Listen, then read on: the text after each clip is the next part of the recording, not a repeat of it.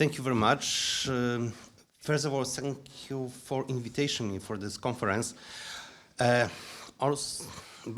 I have to say that I'm standing before you with some fears. First of all, because I have to make my presentation after so brilliant presentation of my German colleague. But more important is that what can I, as a political scientist, I can say to interest lawyers and economists. But I am belonging to such kind of group of people who are able to do almost everything to spend a few days in Budapest. So it is why I accept this invitation. But secondly, it's difficult to discuss about the future of Europe when a cruel war is taking place just outside our borders with no results. And this is what I see as main challenges discussing today with you.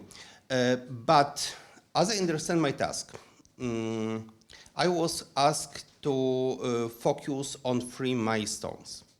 It means Maastricht Treaty and the results of it, Central Europe, and the Conference for Future of Europe.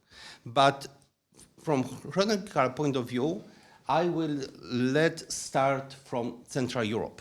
And I would like to draw your attention to the process of political transformation made in 1989 and following up.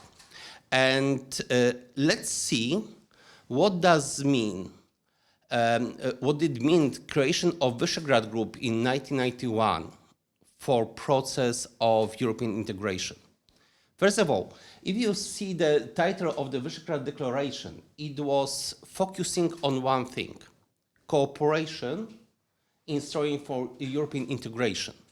It was not at the beginning. It was not isolated group interested in cooperation only among this first 3, after the split of Czechoslovakia, 4 countries. The main goal, it was to return to Europe.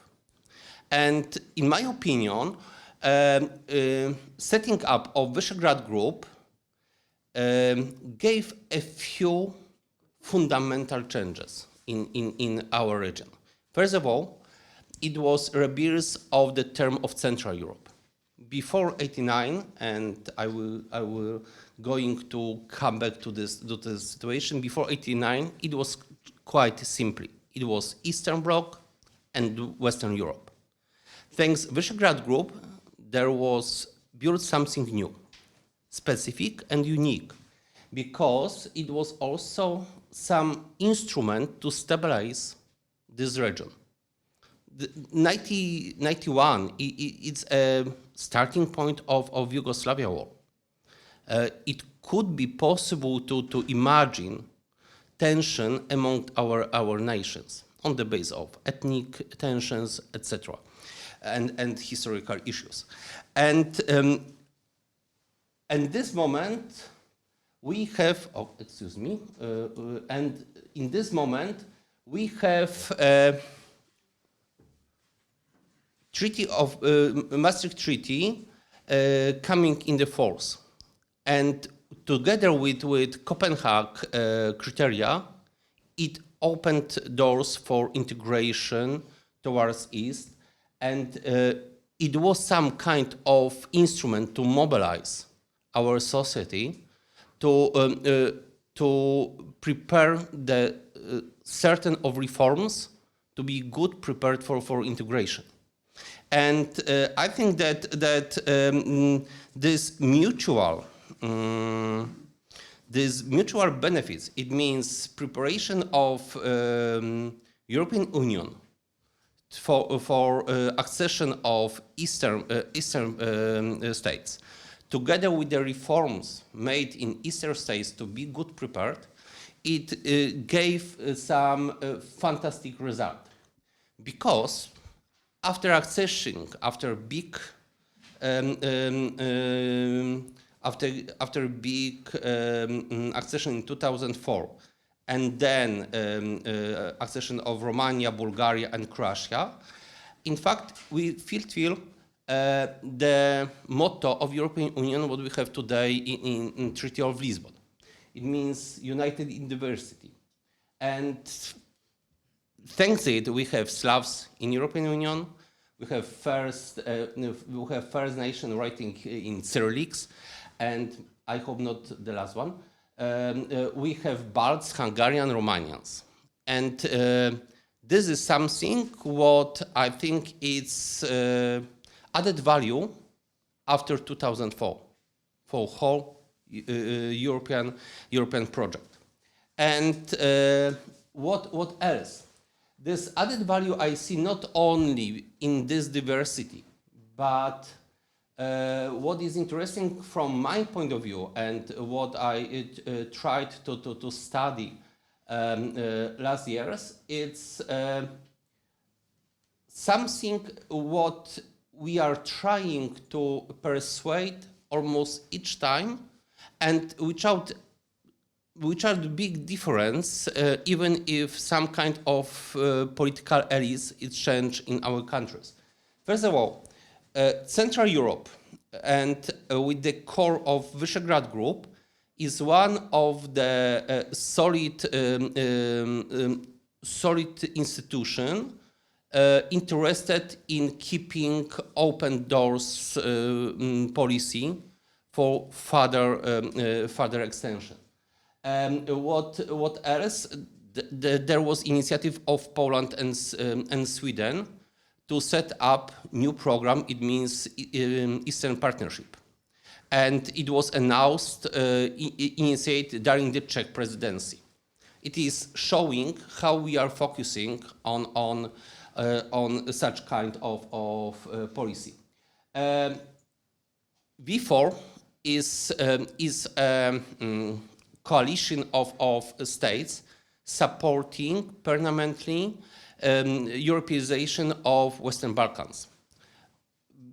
And it doesn't matter who keep presidency in Visegrad Group.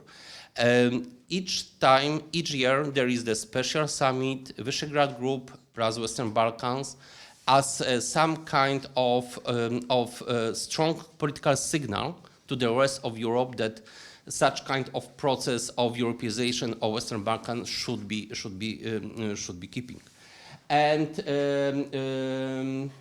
not last and least, it's important I think to see as an added value of our region that we are trying to manage some maybe not huge challenge for Europe, but important as well. It means Latvia as a key state supporting Belarusian opposition today, or Poland as a key hub for supporting fighting Ukraine against Russian aggression.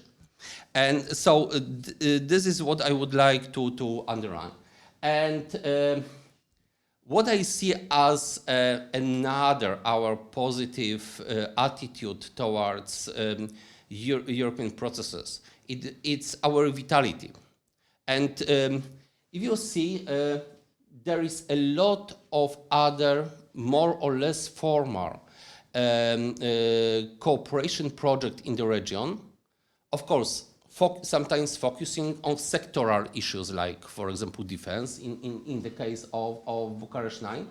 But as you see, and except the first one, the most ordinary, it means Central European Initiative, what was proposed by outsider partners, it means Italy and Austria. The rest is the original, our idea. But it means that we are trying to fill up some gaps. And it is why there is Krajowa Group as a cooperation of 4, let's say, Balkan states. It means Bulgaria, Romania, Greece, and Serbia, with the one main issue to support Serbian policy towards European Union. We have Free Seas Initiative as a format to fill gaps in our infrastructure. How important is, from our Polish perspective, Free Seas Initiative? I'm trying to examine with my students. When I am giving a lecture on Central Europe, different forms of cooperation, one of the tasks for the students is to find a route from Warsaw to Paris by train and by car, and from Warsaw to Bucharest. It is the same distance. But by train, we need 2.5 more time to reach from Warsaw Bucharest than from Warsaw Paris. And this is something what we see as our challenge, how to fill these gaps. And especially here in Budapest, I think that it's worth to quote one of Hungarian writers, and someone who is for me the best example of what does mean Central European. It means Peter Esterhazy, who said that before '89 he was Eastern European, then he was promoted to be Central European. After 2004, he is New European, or he was, because he was passed a few years ago. So this is something what we are facing when we meet with our Western colleagues even today. And it's not built good atmosphere and good ground for further cooperation. And it is why I see that there is the main obstacles from a Polish point of view, how to build strong European project. It means European Union with whole with all its politics. First of all,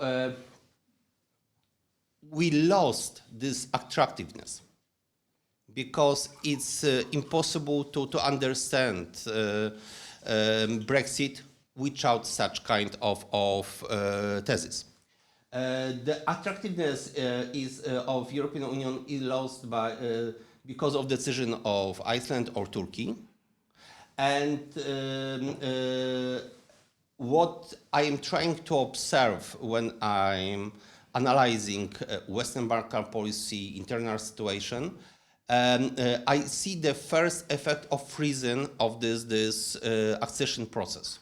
It means more and more active third actors like Russia, China, for example, in Serbia, and even Gulf states or Iran. And fortunately, we heard quite good description of what does mean Conference of the Future of Europe. And I would like just to draw your attention to what was said by Ursula von der Leyen when she described the conference. It was fantastic view to present that participation of citizens should be stronger and etc. And of course, this conference I see as a response for European challenges, mainly because of pandemic of SARS-CoV-2, more than war in Ukraine. But there is a hot discussion in Poland if this response is proper, what was offered. I would like just to focus on one thing, and something what I think is destroying this idea of the conference. It means the idea, the proposition to abolish the member states' veto powers in such crucial areas as foreign policy and security.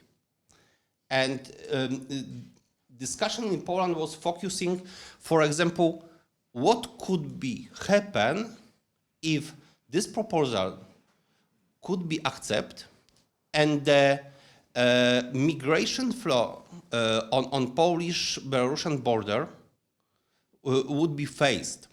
It means Poland could be without such kind of instrument what we have now to build barrier to control this border, because it should be first voted on a European level. And what I see as a positive scenario, and because I would like to give time for discussion, I think that we have still a chance to build strong, integrated Europe, but using another principles. So first of all, if I am from Poland, I am accepting to stopping with some kind of paternalism of the Western partners.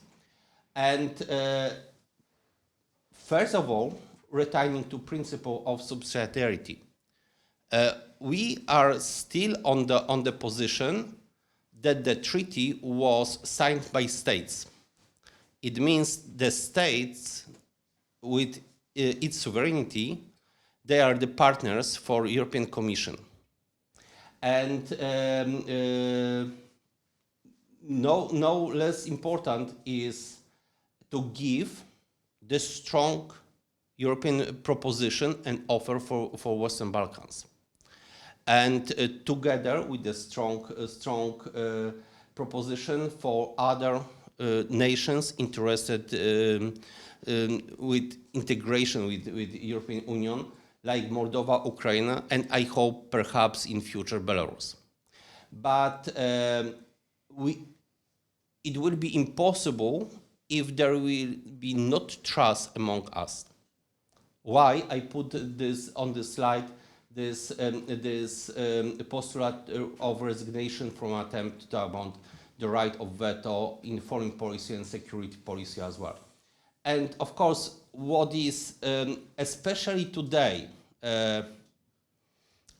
make a lot of jokes among Polish scholars, this unrealistic idea to build Europe from Lisbon to Vladivostok.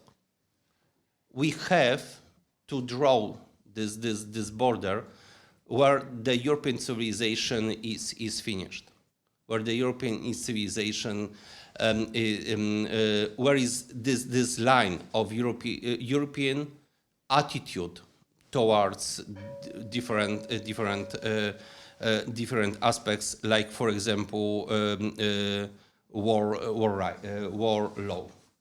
And if I heard this song, thank you very much for your attention.